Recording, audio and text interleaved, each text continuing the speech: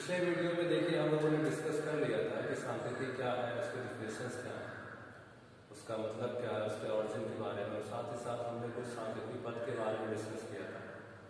आज हम लोग जानेंगे कि कृषि के क्षेत्र में सांख्यिकी का उपयोग क्या है। तो इसका जो सबसे पहला उपयोग है वो हमको शासन के लिए दिखाई देती है। शासन का मतलब यहाँ पर सरकार से। देखिए सरकार के जो बहुत सारे जटिल समस्याएं होती हैं, जैसे फॉर एग्जाम्पल हम लोग बात कर सकते हैं कि वेतन और महंगाई भत्ता हो गया, मूल्य नियंत्रण हो गया, जनसंख्या हो गया, जीवन मृत्यु दर हो गई, आयात निर्यात हो गया, उद्योग नीति निर्धारण हो गया, ठीक है, बजट का निर्धारण हो गया। तो इन सभी जटिल समस्याओं का समाधान करने के लिए सांख्यिकी का एक तरीके से उपयोग किया जाता है, ठीक है। दूसरा पॉइंट है वाणिज्य एवं उद्योग के क्षेत्र में। जब हम लोग वाणिज्य और उद्योग के क्षेत्र में इसकी बात करते हैं तो वाणिज्य के क्षेत्र में जैसे वस्तुओं की पूर्ति हो गई, उनकी मांग हो गई, इन चीजों का पूर्व अनुमान लगाने में, क्रय विक्रय की जो नीति है उसका निर्धारण करने में, और साथ ही साथ यहाँ पर एक सबसे इम्पोर्टेंट पॉइंट हम लोग ले सकते हैं जो कि क्वालिटी कंट्रोल से रिलेटेड है, जिसको हम लोग गुण नियंत्रण बोलते हैं। तो इन सभी चीजों में सांख्यिकी की सहायता ली जाती है। नेक्स्ट पॉइंट है कि किसी फसल की विभिन्न प्रजातियों की तुलना करें, ठीक है।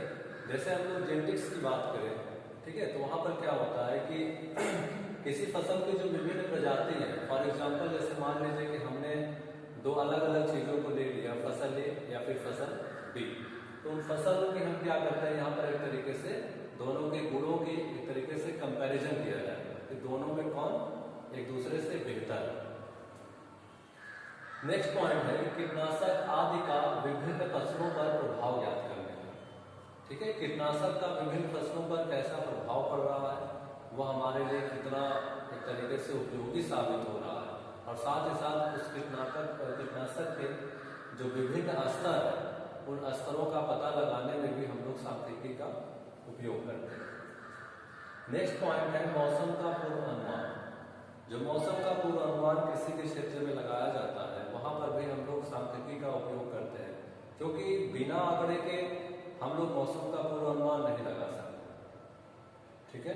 तो जब हमको मौसम का पूर्वानुमान लगाने की आवश्यकता पड़ेगी या हमको पड़ती है तो वहां पर हम लोग क्या करते हैं कि आंकड़ों को इकट्ठा करते हैं और उन आंकड़ों के आधार पर एक प्रेडिक्शन हम लोग बनाते हैं, ठीक है, और वहां पर फिर हाइपोथेसिस के आधार पर हम लोग उस मौसम का पूर्वानुमान करते हैं।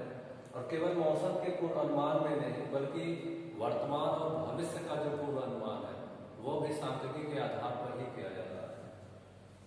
नेक्स्ट पॉइंट है जटिल को सरल बनाने, ठीक है। जितनी भी जटिल क्रियाएं होती हैं उन जटिल क्रियाओं को आंकड़ों के माध्यम से हम लोग क्या करते हैं, सरल क्रियाओं में कन्वर्ट कर लेते हैं। सातवां है दवाओं के सार्थकता का परीक्षण।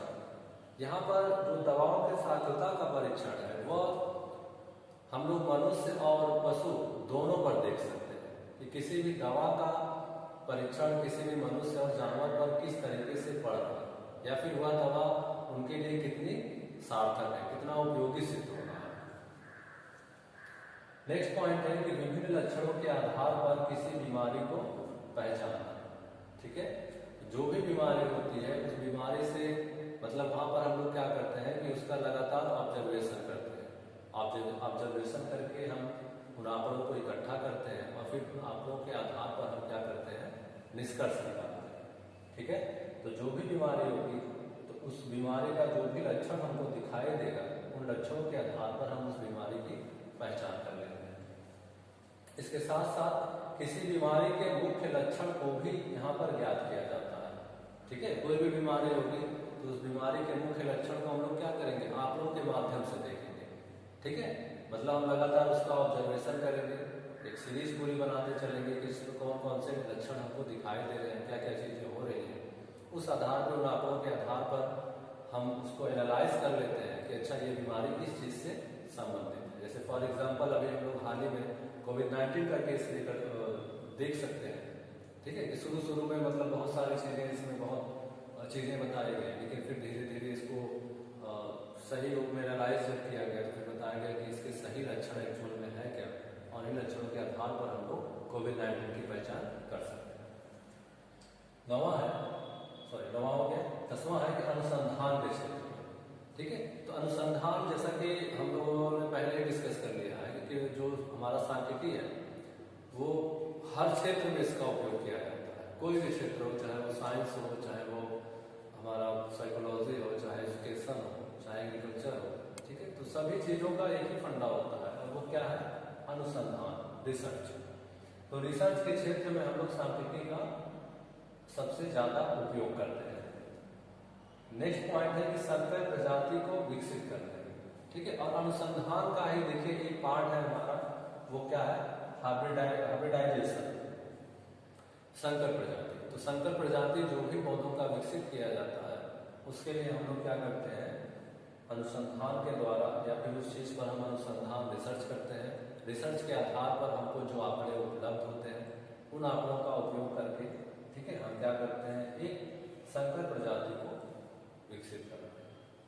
और 12वां पॉइंट है, लास्ट पॉइंट है कि नियोजन के क्षेत्र में, ठीक है, इसका जो सबसे उपयोग किया जाता है, एक तरीके से हम कह सकते हैं कि वो नियोजन के क्षेत्र में किया जाएगा।